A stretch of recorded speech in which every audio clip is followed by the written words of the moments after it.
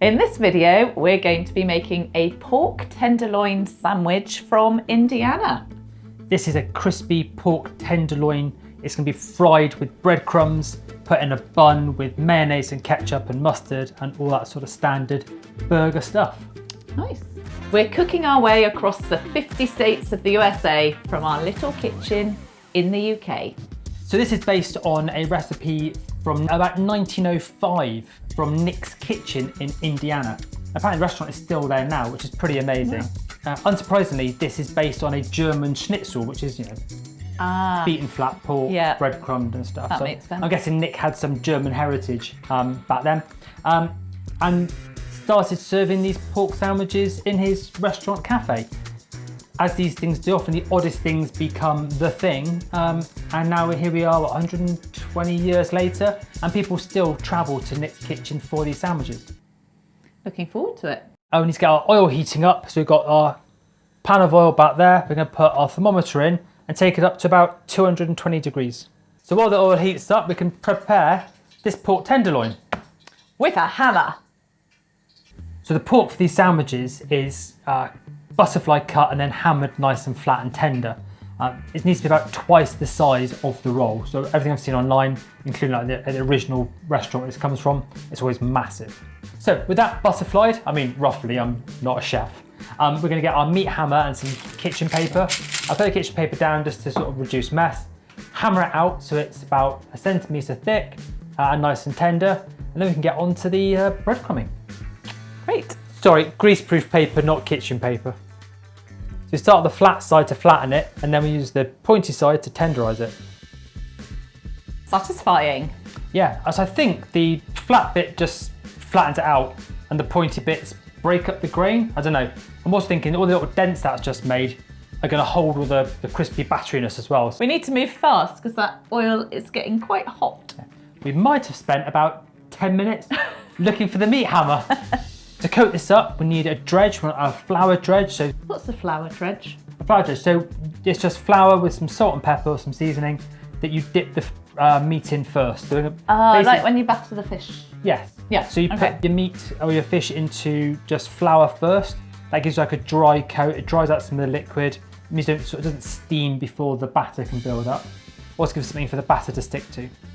And then we're going to take it from that can go into some beaten egg, makes it all sticky, and that's going to go into our nice crunchy breading coating. Now I've seen stuff online that says that Nick's puts potentially saltine crackers. We've not got those, so we're going to do a mixture of panko crumbs, and we're going to break up some crackers that we've got from our local supermarket, just to give it like a slightly bigger, crunchier texture. Ooh, sounds nice. 1 egg should be enough for this. So Carrie can beat that up while I find some flour. Is that beaten enough? Yep. So you guys in the States have saltine crackers. We don't have them over here. There's apparently various things that could be similar. I found some seasoned wheat crackers here, so I think that would do the job. Just going to crush up a couple of those in with our breadcrumbs in here. And that's just give like a nice sort of varied crunch to the coating. I think the pepper will be nice as well. Yeah, extra seasoning is always good. Not sponsored by Lidl, but Lidl, hit us up. So we've got our breadcrumby coating. And then before that, it's going to go in our nice little beaten egg. And before that, it's going to go in our seasoned flour dredge. Yeah, we don't normally do deep frying, but all of these recipes we're doing seem to need oil, a lot of oil. Yeah, it's getting to a point where I might actually buy a small deep fryer just for this series of videos. Got the fire blanket ready. Fire blanket ready, big jug of water. Not a big jug of water. No. Oil's up to temperature. Carrie's got the B-cam.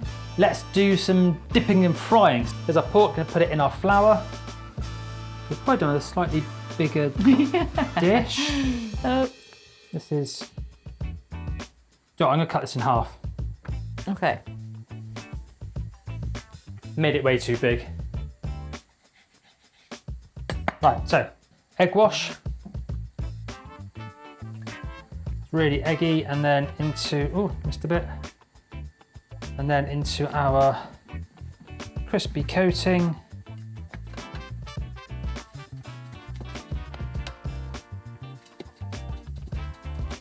Yeah, well coated, do you think? Yeah, great. Yeah, look, that's coated. And then we've got our nice crispy coating, and then into the oil.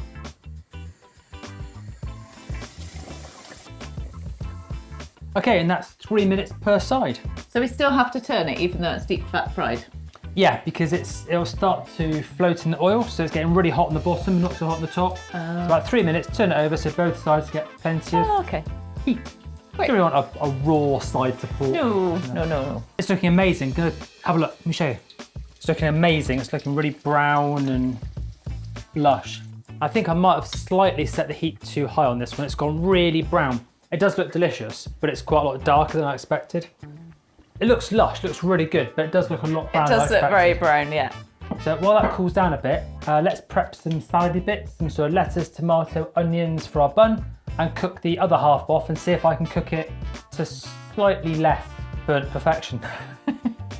Right, this second one looks way better. Yeah, it looks slightly less caramelised, burnt.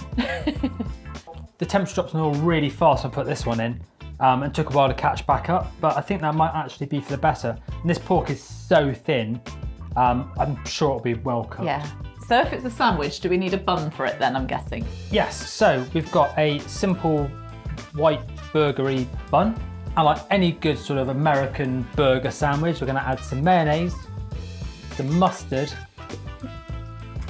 and some ketchup. Lettuce, tomatoes, onions. Are we ready for the pork now? And then let's put our pork in the sandwich. Nice. Now this has turned out just like the stuff I've seen online, so everyone says it needs to be Massive. pork overhanging the roll, massive, just like a really fulfilling, good time. Yeah. So that's turned out amazing. Got the pork overhanging, loads of sauce, loads of salad. Should we cut this in half or should we go full Lady and the Tramp and take a bite from each end? Yeah, let's go Lady and the Tramp. Make a mess. I really didn't think you were going to say that. Okay, so, right.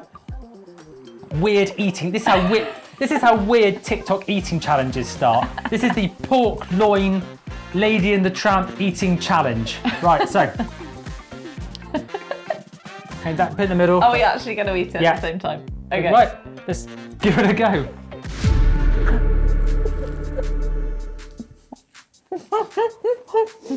Yeah, that was really light and tender, a little bit of crunch on the outside. If I'd worked out what noise we're going to use to cover swear words on this channel, I'd probably drop a fruity word, but mate, that's amazing. As you hope it would be, it's a thin slice of pork. It's crunchy from that batter or the breading, you know, standard veggies. I think a super simple white roll is the move. Yeah, lovely and simple. Yeah. Right, score. 8. Hey. Oh, we snatched. To be fair, we would just say 8 for everything on these videos. The moment it drops below an 8, it's a problem. 3-word review. Yeah. You For first. me, crunchy, porky, yummy. Light, tender, crunchy. Awesome.